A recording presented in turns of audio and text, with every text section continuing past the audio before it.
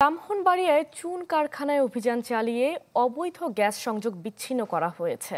বুধবার সন্ধ্যায় সদর উপজেলার নয়নপুর এলাকায় Bakhrabad gas distribution company limited কর্তৃপক্ষ অভিযান চালিয়ে গ্যাস সংযোগ বিচ্ছিন্ন করে। এ সময় জব্দ করা হয় চুন তৈরির সরঞ্জাম। বাখরাবাদ কর্তৃপক্ষ জানায়, কারখানাটিতে প্রতি মাসে অন্তত 40 লাখ টাকা মূল্যের গ্যাস চুরি হচ্ছিল। দ্রুত সময়ের মধ্যে কারখানা মালিকের বিরুদ্ধে মামলা দেয়া সহ প্রশাসনের সহযোগিতায় কারখানাটি গুঁড়িয়ে দেয়া হয়।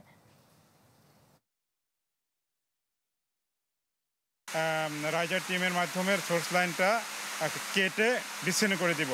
পরবর্তীতে যেহেতু আজকে সময় কম, পরবর্তীতে আমরা পাইপলাইন এবং এই স্থাপনাটা ধ্বংস করে দেওয়ার জন্য প্রশাসনের সহযোগিতা নিব।